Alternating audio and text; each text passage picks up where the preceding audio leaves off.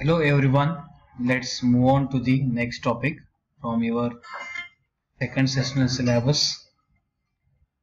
Part 1 Hospital Pharmacy, topic number it's 10 Pharmacy and Therapeutic Committee and Hospital Formulary System. Okay, it is also called as PTC and HFS.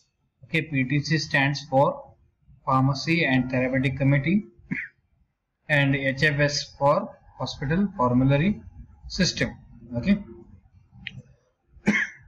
this particular topic is closely related with the Drug Information Services and Drug Information Bulletin. Okay, we already covered this particular topic in the part 1 from first sessional examination. Okay, in first sessional examination we covered this topic, Drug Information Services and Drug Information Bulletin. Okay, this current topic is a Pharmacy and Therapeutic Committee. Okay, let's see this particular topic with the definition. The hospital is an organization refers to rational and safe use of drugs by creating a mechanism is called as PTC. Okay, word rational means what? Correct. Okay, or the right choice of the drug, as well as the safe use of drugs by creating a mechanism is called as PTC. Okay, means here formation of a committee, okay, to get the right kind of medicine as well as the safe use of medicines, okay, by creating a mechanism. Mechanism means what? By creating some committees, okay, for smooth functioning of the PTC. Okay, hospital हे एक organisation आहे, त्यामध्ये आपण एक committee बनवतो. त्या कमिटीमध्ये सगळे members असतात, physician, pharmacist, nurses, administrator. Okay, हे एक कमिटी तयार होतं आणि त्या कमिटीमध्ये कुठले ड्रग हे त्या त्या पर्टिक्युलर डिसीजसाठी सेफ आहे ते आपण चॉईस करतो किंवा सिलेक्ट करतो. रॅशनल या शब्दाचा अर्थ होतो right choice of the particular medicines as well as safety of that particular product. Okay, next part आहे composition or operation or organization of PTC. The PTC is composed of representative from all walks of healthcare system. सगळ्या team मधून एक एक member select करण्यात येतं. Okay, जे experience असतील, जे की त्या त्या पर्टिक्युलर मेडिसिन्स वरती किंवा त्या पर्टिक्युलर डिसीज वरती काम केलेले जे एक्सपर्ट्स असतील अशा लोकांचं एक टीम तयार होतं. त्याला आपण PTC कमिटी असं म्हणतो. ओके, त्या PTC कमिटीमध्ये कोण कोण काम करतं बघा. फिजिशियन असतील, फार्मासिस्ट, नर्सेस आणि ऍडमिनिस्ट्रेटर. ओके, फार्मासिस्ट बघा जनरल मेडिसिन्स असतील, जनरल सर्जन असतील किंवा अनेस्थेटिस्ट असतील, त्या त्या पर्टिक्युलर स्पेशलिस्ट वरून हे फिजिशियनचं सिलेक्शन होतं. फार्मासिस्ट कॉमन राहतात, नर्सेस आणि ऍडमिनिस्ट्रेटर हे कॉमन राहतात. या सगळ्यांचं मिळून काय होतं, एक PTC टीम तयार होतं. ते टीम काय करतं, correct selection and safety of that particular use of medicines हे आपण डिझाईन करतो. ओके, तर आपण काय म्हणायचं, कंपोजिशन और ऑपरेशन और ऑर्गनायझेशन ऑफ PTC. ओके, त्याचं हेड कोण असतं बघा. A chairperson is appointed from physician representative and a pharmacist work as a secretary. Okay, chairman आपण कोणाला म्हणतो, फिजिशियनला. ओके, कळतं. ऑब्जेक्टिव्स और एम और फंक्शन्स ऑफ PTC और PTC and sub committee. Okay, objectives काय बघा, काय ध्येय आहेत, educational. PTC recommends to organize programs, seminars or workshops to furnish the current development on matters regarding drugs and safe use. Okay, असे programs किंवा seminar किंवा workshop arrange केलं जातं आणि सध्याचं त्या ड्रगचं इन्फॉर्मेशन आणि अपडेटेड काय इन्फॉर्मेशन असतील ते सुद्धा सांगण्यात येतं. ओके, PTC मध्ये. ओके, कमिटी फॉर्म झाल्यानंतर. ऍडवायसरी. PTC implements the policies given for the selection, evaluation and rational use of drugs in a hospital. Okay, PTC काय करतं, जेव्हा हे एज्युकेशनल पर्पज संपतो जेव्हा ऍडवाइस करतो PTC मेंबर्सना की त्या पर्टिक्युलर ड्रगचं सिलेक्शन कसं केलं आपण, त्याचं इव्हॅल्युएशन कसं आहे आणि ते करेक्ट आपण कसं यूज करू शकतो हॉस्पिटलमध्ये. नेक्स्ट आहे guidance to guide the medical staff and hospital administration in all matters regarding to the use of drugs. Okay, policies and procedures. Lay down written policies and procedures for the appraisal, selection, procurement, storage and distribution of drugs. Okay, approval करताना, selection करताना, purchase करताना storage आणि त्याचं dispense करताना त्याचं procedure सुद्धा आपण set करतो. ओके, याच मेंबर्स कडून सेट करण्यात येतं. Formulary to form the hospital own formulary and periodically updated. Okay, formulary तयार करतो हॉस्पिटलमध्ये आणि ते अपडेट करतो. Prepare a list of drugs for emergency patient, drugs for first aid kit box and involved pharmacy as well as floor stock drug system. हे आपण next topic मध्ये बघूया. फ्लोर स्टॉक ड्रग सिस्टम काय असतं ते. Okay, पण preparation of list तयार करतो. Okay, in case of emergency. Okay, त्याच्यातलंच नेक्स्ट पार्ट आहे conduct a quality audit and checkup GMP practice at own and other manufacturing units. GMP म्हणजे काय, गुड मॅन्युफॅक्चरिंग प्रॅक्टिसेस. ओके, जर आपल्याकडे हॉस्पिटलमध्ये जर मॅन्युफॅक्चरिंग युनिट असेल तर तिथं गाईडलाईन फॉलो केलं जातं की नाही during the generation or formation of your medicines. Okay, हे सुद्धा बघितलं जातं. To review adverse drug reaction to the drugs, ADR काय इफेक्ट आहेत का ते पण बघितलं जातं. To establish and promote suitable educational programmes on safe use of drugs in hospital for all professional staff members. Okay, suitable education programme सुद्धा आपण design करतो किंवा ऑर्गनाइज करतो. To advise the pharmacy staff to render better services to the out patient as well as the in patient. Okay, pharmacy स्टाफला सुद्धा आपण advise करतो. Arrange periodical workshop, seminar and training programmes for medical staff, pharmacist and nursing including other healthcare personals. Okay, periodical workshop असतील monthly वगैरे, 15 days असतील, seminar असतील.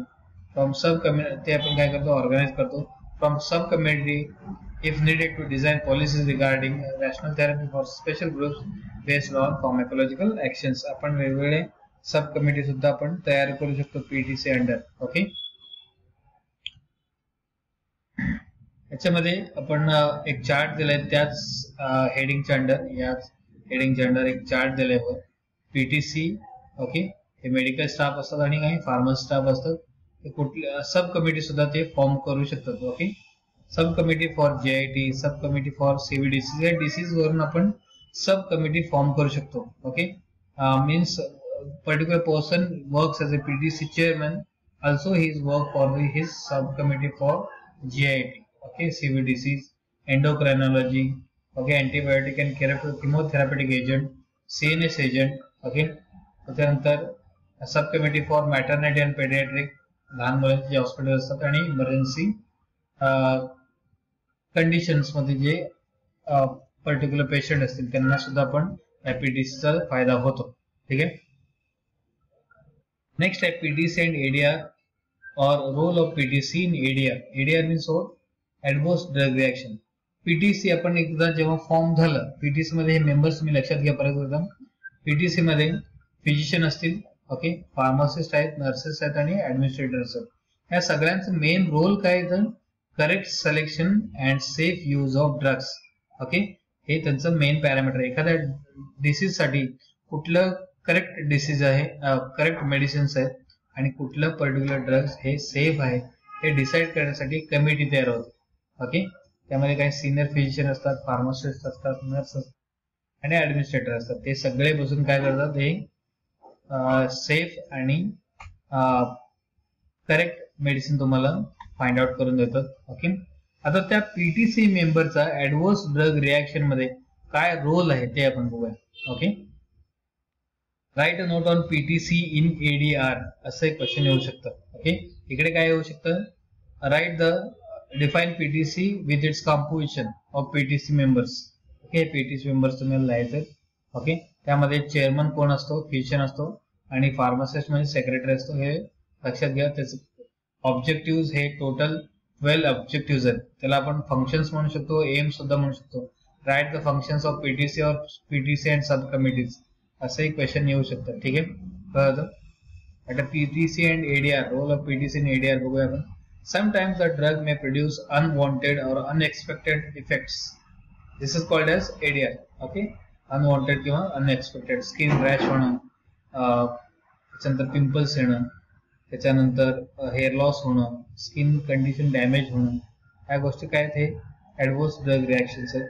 It is a result of overdose, hyper sensitivity, sensitive जर skin असेल, sensitive organs असतील तर त्यावेळेस सुद्धा होऊ शकतं, और ॲलर्जिक कंडिशन्स मध्ये. Okay, The committee acts in two ways, that is to treat such patient and to prevent such happenings in the future. Okay, the committee म्हणजे कुठला committee? PTC committee. Okay, pharmacy and therapeutic committee acts in two ways, that is to treat such patient. Okay, जर treatment देऊ शकतो किंवा to prevent such happenings in the future. तो dose सुद्धा तो cancel करू शकतो, तो मेडिसिन चेंज करू शकतो. A patient concerned will submit a report for this. Physician आपण एडीआर जर झालं तर आपण एक रिपोर्ट फाईल करायचा असतो. त्या रिपोर्टचा फॉर्मॅट इकडे साईडला दिलेला आहे, ते आपण बघूया. A typical format of ADR is as follows. Okay, ADR report असं एक फॉर्म आहे, ठीक आहे. त्यामध्ये तुम्ही रिपोर्ट नंबर तुम्ही टाकू शकता, डेट टाकू शकता, इकडे name of patient, age, gender and body weight, या काही फिजिकल पॅरामीटर्स आहेत, हे तुम्ही इथं मेन्शन करू शकता while giving the ADR report to your concerned physician. Alright, त्यामध्ये थेरपी फॉलोड, रिपोर्टेड डिसीज और इंडिकेशन, कुठल्या डिसीज वरती तुम्ही तो पर्टिक्युलर मेडिसिन घेत होतात जो की तुम्हाला ड्रग इफेक्ट दाखवलेला किंवा साईड इफेक्ट दाखवलाय, ड्रग रिॲक्शन दाखवलंय. Okay, drug that produce ADR, त्या ड्रगचं नाव लिहा इकडे, त्याच्यामुळे तुम्हाला रिॲक्शन झालंय असं वाटतं. ओके, रिॲक्शन डिटेल्स म्हणजे डिटेल्स लिहित असताना तुम्ही काय लिहिणार तिकडे, ओव्हरडोस झालाय का, हायपर सेन्सिटिव्ह झालाय का, ओके, आणि एलर्जी कंडिशन्स असतील तर reaction details. Okay, sources of drugs, batch number लिहा, मॅन्युफॅक्चरिंग एक्सपायरी डेट लिहा त्या पर्टिक्युलर ड्रगचा. Okay, drugs that produce ADR जसं म्हणलंय तुम्ही, त्या ड्रगचं नाव आल्यानंतर त्याचे सगळे डिटेल्स इकडे लिहायचे, batch number, manufacturing expiry date आणि मॅन्युफॅक्चरर. म्हणजे मॅन्युफॅक्चर मीन्स जिथून तुमचं तो पर्टिक्युलर मेडिसिन तयार करून आलेला आहे. ओके, मॅन्युफॅक्चरर त्याचं नाव लिहायचं. Step taken to treat ADR, काय स्टेप्स घेतले तुम्ही, स्टेप्स घेतले म्हणजे काय, ओव्हरडोस झाला असेल तर तो डोस कमी केलाय का, किंवा ड्रग चेंज केलाय का, किंवा हायपर सेन्सिटिव्हिटी बघून तुम्ही त्याचा डोस कमी जास्त केलेला आहे का, ते सगळं लिहिलं पाहिजे. Okay, name of attending physician, कोणी तो पर्टिक्युलर हे एडीआर रिपोर्ट पाहिलेला आहे आणि त्याच्यावर काय ट्रीटमेंट केलेलं आहे किंवा काय स्टेप्स किंवा काय ऍक्शन घेतलेलं आहे त्यांचं नाव इथे तुम्ही लिहिलं पाहिजे.